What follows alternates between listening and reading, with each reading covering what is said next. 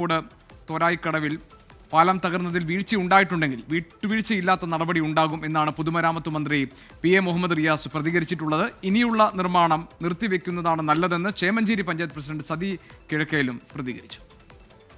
ഇത്തരം കാര്യങ്ങൾ നേരത്തെ തന്നെ കർക്കശ നിർദ്ദേശം നൽകുന്നു, ഇതിന് പ്രത്യേക പരിശോധന നടത്താറുണ്ട്.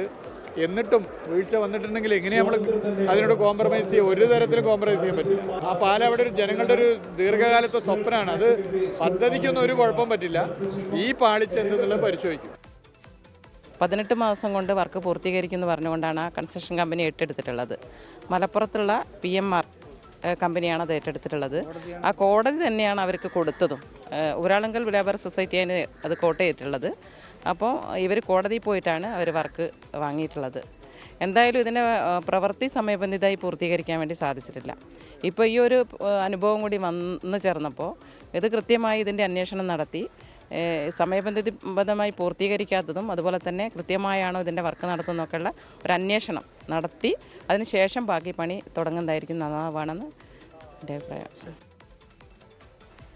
നിർമ്മാണത്തിൽ അഴിമതി ഉണ്ട് എന്നാരോപിച്ച് KSU വിജിലൻസിന് പരാതി നൽകിയിരിക്കുകയാണ്. സമീർ C. മുഹമ്മദ് കോഴിക്കോട്ട് നിന്ന് വിവരങ്ങൾ നൽകാനുണ്ട്. സമീർ, ഉചിതമായ നടപടി ഉണ്ടാകും, കുറ്റക്കാരാണെങ്കിൽ ആ കൃത്യമായ നടപടികൾ അവർക്കെതിരെ സ്വീകരിക്കുമെന്നൊക്കെ മന്ത്രി പറയുന്നു.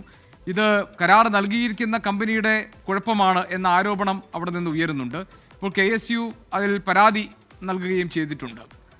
എന്താണ് വിജിലൻസിന് പരാതി നൽകിയിട്ട് എന്താണ് നിലവിൽ ഇപ്പോഴത്തെ ഇതിൻ്റെ ഒരു യാഥാർത്ഥ്യം?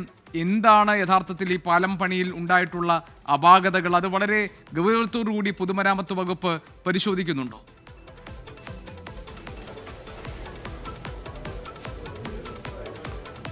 GK, ഇന്നലെ വൈകിട്ട് 3 മണിയോട് കൂടിയാണ് വലിയ രീതിയിലുള്ള ഈ അപകടം ഉണ്ടായത്. തോരായിക്കടവ് പാലം തകർന്നു വീഴുകയായിരുന്നു.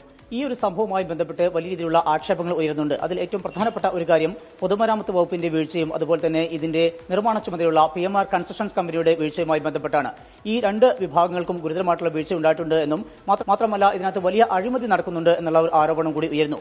ഇത്തരമൊരു സാഹചര്യത്തിലാണ് ഇതിൽ അഴിമതി ഉണ്ടായിട്ടുണ്ട് എന്നുള്ള ഒരു ആക്ഷേപം മുൻനിർത്തിക്കൊണ്ട് വിശദമായിട്ടുള്ള അന്വേഷണം ആവശ്യപ്പെട്ടുകൊണ്ട് KSU സംസ്ഥാന കമ്മിറ്റി അംഗം AK ജാനിബ് വിജിലൻസ് ഡയറക്ടർക്ക് കത്ത് നൽകിയിരിക്കുന്നത്. അതിൽ ഏറ്റവും പ്രധാനപ്പെട്ട ചില കാര്യങ്ങൾ ഉന്നയിക്കുന്നത് കരിമ്പട്ടികയിൽ പെടുത്തേണ്ട ഒരു കമ്പനിയാണ് ഇപ്പോൾ ഇതിന്റെ നിർമ്മാണവുമായി മുന്നോട്ട് പോകുന്ന മഞ്ചേരി ആസ്ഥാനമായിട്ടുള്ള PMR കൺസ്ട്രക്ഷൻസ് കമ്പനി. എന്നാൽ അത്തരത്തിലുള്ള നടപടിയിലേക്ക് സർക്കാർ നീങ്ങുന്നില്ല. സർക്കാരും പ്രത്യേകിച്ചും പൊതുമരാമത്ത് വകുപ്പ് അത്തരത്തിലുള്ള കമ്പനികളെ സംരക്ഷിച്ചുകൊണ്ട് പോവുകയാണ്. അതിനകത്ത് വലിയ രീതിയിലുള്ള സാമ്പത്തിക ഇടപാടുകളാണ് ലക്ഷ്യമിടുന്നത്. ഇത്തരം സംഭവങ്ങൾ ഉണ്ടാകുമ്പോൾ വലിയ രീതിയിലുള്ള പ്രത്യാഘാതങ്ങൾ ഉണ്ടാക്കും. പ്രത്യേകിച്ചും ഇന്നലെ ഈ അപകടം ഉണ്ടാകുന്ന വേളയിൽ 40 തൊഴിലാളികൾ അവിടെ ഉണ്ടായിരുന്നു. അതിൽ ഒരു കമ്പി വീണുകൊണ്ട് അതിന്റെ സൂപ്പർവൈസറായിട്ടുള്ള മിഥുന് പരിക്കേൽക്കുന്ന സാഹചര്യം ഉണ്ടായി.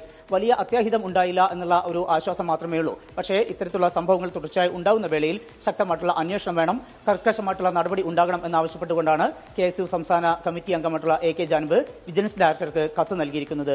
GK. ശരി സമീർ C. മുഹമ്മദാണ് വിവരങ്ങൾ നൽകിയത് കോഴിക്കോട്ട് നിന്ന്.